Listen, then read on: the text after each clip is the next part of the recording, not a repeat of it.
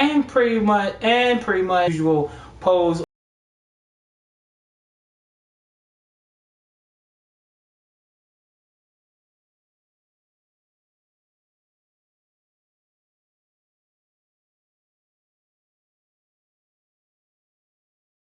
on top of the announce table leading up to that.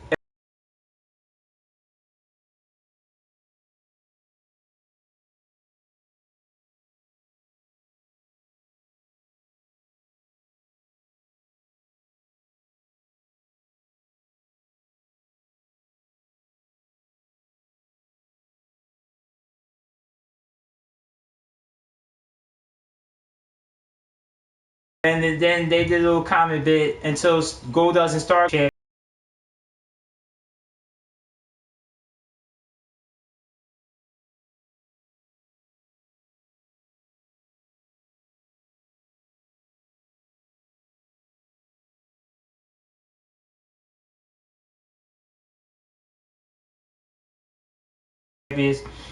So pretty much it was pretty much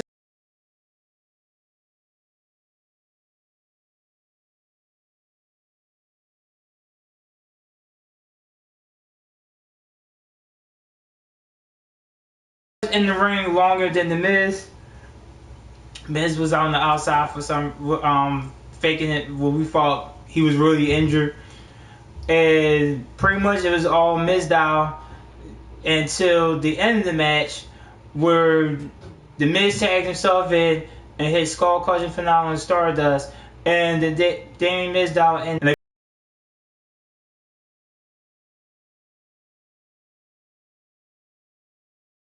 crowd booed him. But every time Mizdow raised the belts up, the crowd just started cheering for him, and that was a back and forth thing. It was really, really funny. Then you had Kane at the concession stand. Then you had this little girl say, she was the manager, say, well, you're going to out here selling nachos and popcorn and hot dogs because you can't be near the D-spot because you like to burn things. And then we have Rusev and Lana comes out. Lana's like, it's not fair that America try to shove the values down our throats. It's not fair, crying and whining. Then Rusev gets on the mic, said that I figure you would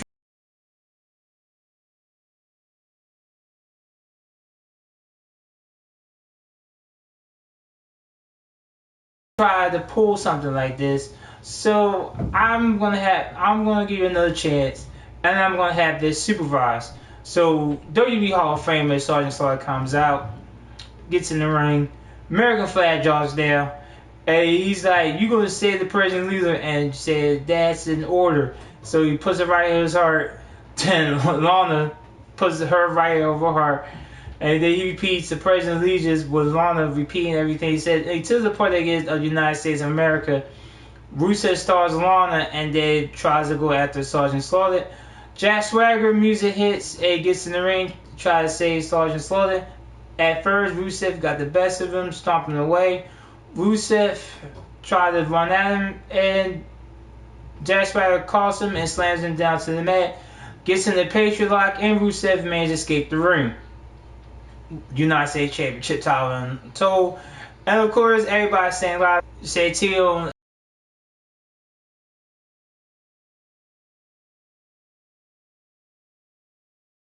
And there's the cable guy. Larry said, I want a hot dog with mustard on it. And then Santino was like, I want a hot dog with mustard on it. And then freaking Kane grabbed the mustard and started squaring over Santino. And off with that segment. Then we have the new and improved Fandango, along with Rosa Mendez versus Justin Gabriel. And pretty much it was mostly all Fandango. Justin Gabriel got a little offense in the match, but Fandango managed to take full control and ended up hitting his finisher leg drop and wins 1-2-3. And there's your winner, Fandango. Then you have Big Show come out and pretty much wants to go in and solve a little bit, saying I made a mistake. I'm human like everybody else. We all make mistakes. He says if I had to go back in time, I would do it all. If I had to do it over again, I would change. He said I bust my ass for 20 years, and pretty much you should forgive me and give me a mulligan. I'm like, really? A mulligan. A mulligan. I cannot believe it. And pretty much WWE fans pretty much booed him throughout the total segment, not believing anything comes out of Big Show's mouth. Who would? And then Big Show gets into the fans for them being ungrateful and telling them that he should forgive him. And then he said that you're gonna show him respect. Out comes Eric Rowan. Well, first Big Show like pretty much challenged anybody this step to him. So Eric Rowan comes out, and Eric Rowan gets in Big Show's face. Big Show pretty much telling him that you're not in my league. You need to get out of this ring. And then all of a sudden, Eric Rowan moves that sheet mask of his and pretty much says that he does not like bullies and starts wailing on the Big Show, spin kicking Big Show and him get out of the ring.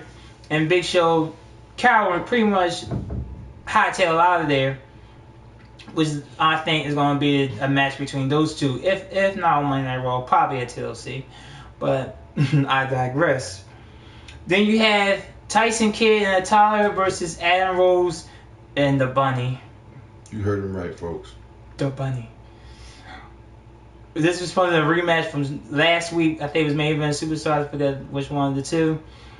But pretty much the Bunny was pretty much in control throughout the entire match until Adam Rose gets in, and then Adam Rose takes control. Then all of a sudden the Bunny's outside the ring. Adam Rose runs to the ropes. The Bunny trips Adam Rose, and Tyson Kidd rolls him up and pins him 1, 2, 3. And just Adam Rose is just now more pissed off than ever. And Tyson Kidd and Natalya are the winners. And a corny in the match I deemed corny. It really was. Then then you have Renee catching up with Ryback, congratulating him on his win earlier. Then Ryback said he's hungry. Where's the concession stand? And laughs because he knows Kane is there. Concessions King. And then pretty much Kane was giving out nachos and popcorn and hot dogs to just everybody. Like, here, not even open the register. He was just giving out food to everybody. Like, here you go, here you go, here you go, here you go. It was funny. It was like some fatter kid that, well, not kid, some fatter young man that tried to get some shit, but he was too late to stand in that line, so he was salty in the background. The camera had to move away from him. He ain't getting nothing. He was there like, oh man, we get that. It was fucking funny. And then Ryback comes out, and as Kane, you know, I want some beef jerky and a protein shake. And then Kane pretty much said, grabbing the hot dog, mind you, say we're all out, and throws at Ryback. Of course, y'all already know what's going to happen. Ryback pushes the table against Kane into the other table, and they was just throwing through each other. Ketchup, mustard, popcorn, everything.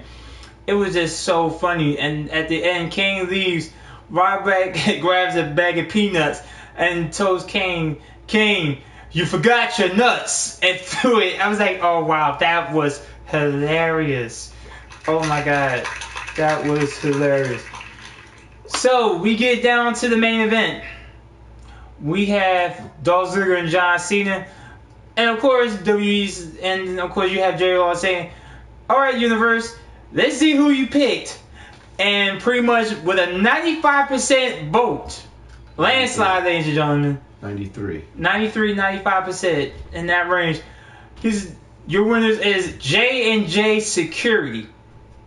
I'm like, wow. Already knew they were gonna pick those guys. And then pretty much, it wasn't. This main event was just pretty much a feel good type of main event. The bad guy J&J got a little offense in the match.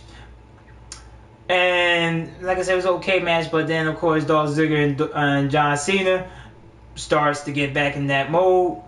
And you have Dolph Ziggler hitting the zigzag on one, John Cena hit the head A on the other, and they did a double pinfall with them pretty much winning the match. Seth Rollins trying to hightail out of there, but Daniel Bryan grabs him and throws him back in the ring.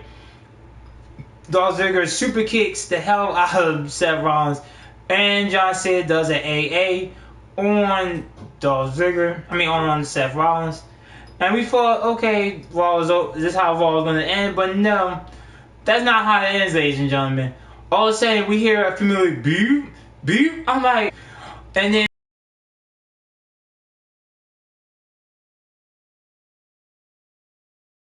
freaking Michael Cole stands up saying, "Ladies and gentlemen, may I have your attention, please?" The line that made him famous. I just got an email from the Niners general manager, and pretty much he reads the email saying that he's going to bring back order back to Monday Night Raw or Cyber Monday, and pretty much Raw ends off with the Niners Raw general manager's sound going off, on and off as the show ends. That, ladies and gentlemen, is your Raw SWE Raw rebound. Ladies and gentlemen, after the musical break, we'll be back with the new Angle segment and ending off with Hawk's Bottom Line. And we'll be getting the hell out of here because I feel like playing my WWE 2K15, which is available now on next generation consoles. So if you're PS4 or Xbox One, go out there and cop that thing. Also, make sure you guys subscribe to the WWE Network. Even though the month of November is over, it's no longer free. It is $9.99, which is still the greatest value in sports entertainment. Now, as I said, we're going to get into a musical break, and then we're coming with the new Angle and Hawk's Bottom Line segment. Let's see where we're going to go in the music department.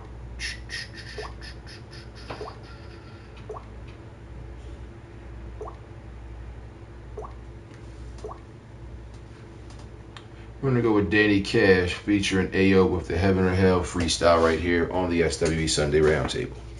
I'm hearing guns spray while I'm watching my son play. Made a promise I get him out of here one day. I hope his smile is a sign that he trusts me. I tell his mom I'm leaving, she tell me she loves me. To make it back is not a guarantee. It's clear to me I'm walking around with the flare on me. I see the Reaper, but I'm hoping he ain't here for me. I'm praying on the deli, but it's like the Lord ain't hearing me. Come take a stroll through the north side, where everybody on go holding 4 or 5s. With all blessings from the Most High, we get paid, stay out the way, and stay the most fly.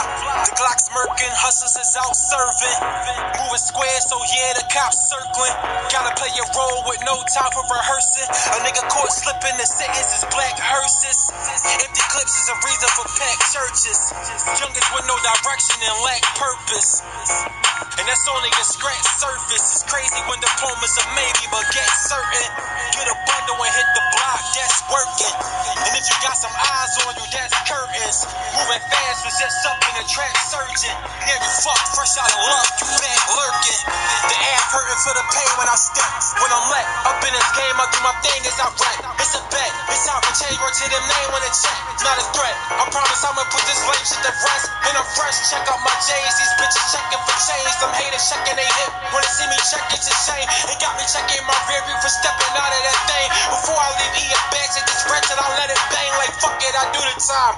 Fuck it, I move for mine. So shit gets exposed, I make my moves on the calm. Nicest nigga that seen it, I show and prove with the grind. Talking like millionaires, but your pockets like you's alive. Be thankful that you's alive. I come from a city where the guys get crucified with nines like suit and ties. I'm going to go to the shoulders. Bullets hotter than sonars, get left by your right hand. It'll kill you to come and mourn you. Try to figure out if this heaven or hell. Cause if you call this heaven, I'm ready for hell. The squad riding, they ready as well. His name endures in our faces, head is ready to fail. But when the world try to stand on you, stand your ground and know God got a plan for you. Said when this world try to stand on you, stand your ground and know God got a plan for you. College, some niggas go to jail, some make it into heaven, ooh, some make it into hell. Nobody wanna lose, nobody wanna fail, nobody wanna die, nobody wanna kill. The things we do just to make it through. Nobody wanna lose, nobody wanna fail, nobody wanna die,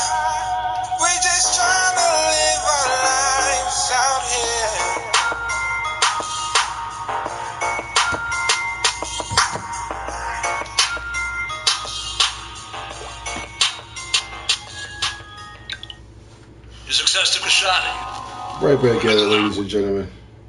It's the SWE Sunday Roundtable. That was Danny Cash featuring AO with the Heaven to Hell freestyle. Right here on the SWE Sunday Roundtable. We're back in the building, Viper Wrangle and the Hawk. And right now we're about to throw it right back to Viper Wrangle for the SWE New Angle segment hosted by Viper Wrangle.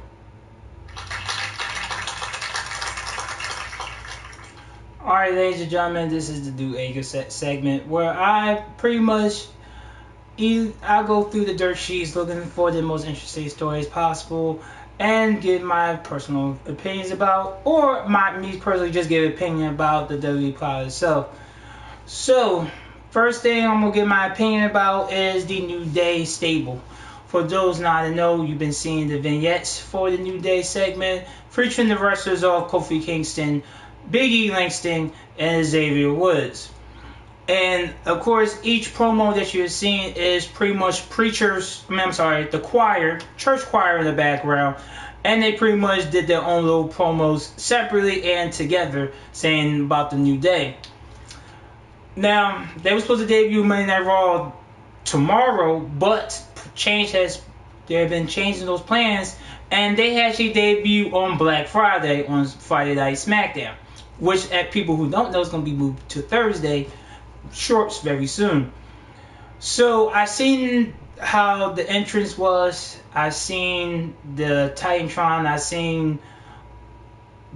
I just looked at the whole thing. I'm like, wow, you really gonna put these three young men in a gimmick like this?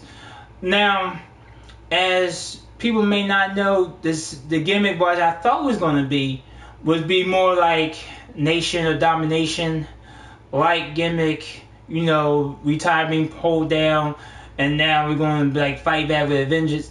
But no, I think because of the whole Ferguson thing, Missouri thing, and other instances of racism that has happened lately in the news and within WWE, they decided to go with something a little bit more positive and to go along with a Reverend Devon like gimmick of them being more church-like.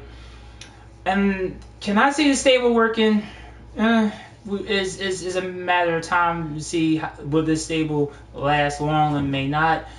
The fans are into it, but you know it's the fans, and they good guys. That's how they build them as. To me, I think they could give him a better gimmick than this. I mean, to do this type of gimmick, they could have done something a little bit more better and something a little less stereotypical. As I said, when Xavier Woods did his promo, like, really, you're going to let them do a preacher like gimmick? Is that all the black people know in the world today? Either we know as preachers, like extreme nation domination like gimmick, or we pimps, or we just dancing monkeys, not being racist or anything. But that's how I feel as though that's what the roles we fit as in wrestling in general, like the last 15 20 years. So pretty much, I wish those three gentlemen on a lot of luck, and I hope that this gimmick doesn't stall them in their WWE careers in the long run. I just really hope not, because we've seen various gimmicks and how it stalls certain superstars in WWE. I just hope this gimmick doesn't do them three, because all three of them are very talented. Now, the big story that I want to go off on New Angle. As you may know, when we did the show in the beginning, we talked about the whole CM Punk situation. We talked about how CM Punk left the WWE. We had talked about, Punk wasn't happy with certain things that happened in WWE. And, we thought the saga was going to be over. No, ladies and gentlemen, the saga is still far from over. He did a podcast with Colt Cabana, who's good friends with CM Punk and an independent wrestler himself. So, what I have here is just little bits of experts from the podcast that he spoke about. If you want to read more about the podcast that he did, or even hear the audio about the podcast, head over to WrestlingInc.com. That's WrestlingInc.com, and you will find in the store, in the news, the audio and various and the excerpts from the CM Punk podcast. So he pretty much starts off going on saying the main reason that he left WWE is because of the multiple injuries that he had. He also goes into that he suffered a concussion at the 2014 Royal Rumble, along with cracked ribs with Ryback. As you want, side note, we all know Ryback has had a reputation of being stiff. He gave Dolph Ziggler a concussion in one of the matches that they both had. So we all know about Ryback stiffness. That's nothing new. Punk had to take a concussion test, which was customary when someone suffers a concussion. And when the test said that he passed, he pretty much said that it was bullshit about the concussion test. So then he goes on saying that WWE wanted him to sign visas. They want him to take drug tests instead of listening to him about helping him out. He also goes into that he ripped on Triple H for stopping his momentum in 2011, 3 years prior to this incident. And he also goes on saying that he understand him or Vince, which is Paul Levesque, and Vince McMahon saying that why is Dan Bryan not considered for WrestleMania 30 main event. He goes on saying that calling the WWE doctors impotent, that they misdiagnosed a staph infection as fatty deposit, and that he had to get a new doctor with his wife AJ Lee. And doctors are amazed that he did not die from a staph infection, which ladies and gentlemen can kill you. Then he goes on saying that his wrestling career was a failure for not being in the main event of WrestleMania, and he says he's okay with that. He also going on to call Vince that Vince is old and pretty much out of touch. He also states, and this is the interesting part about the whole thing, he said that he did not quit WWE. He stated that he was actually fired. He says that weeks later, after he decided to go home, so to speak, Vince texted him saying that you suspended for 2 months. Then he goes on and says that he didn't hear from the company after the 2-month suspension. He also goes on about, he got fired on his wedding day with AJ Lee. He goes on about getting his lawyer, and of course, as you all know, he got a settlement from WWE. But he can't discuss what he got in the settlement, most likely because of a confidentiality agreement he must have with WWE, which means that he can say he has a settlement, but he cannot go into details about that settlement. So he pretty much has to shut up about it. To me, with the whole CM Punk situation, there's always two sides to every story. We have the CM Punk version. WWE has not pretty much said much about the whole CM Punk situation. For CM Punk to say his career was a failure because he didn't main event WrestleMania, to me, he did a lot of things in WWE that main wrestlers say that they can't do. He has wrestled the Undertaker at WrestleMania, which many people don't get to wrestle the Undertaker. He did that pipe bomb. He became one of the longest reigning WWE champions at, 435 days? 434. 434 days. So to me, WWE, and then you got in WrestleMania people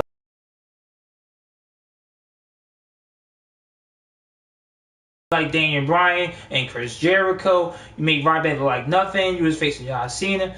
So, I think that CM Punk is a bit better.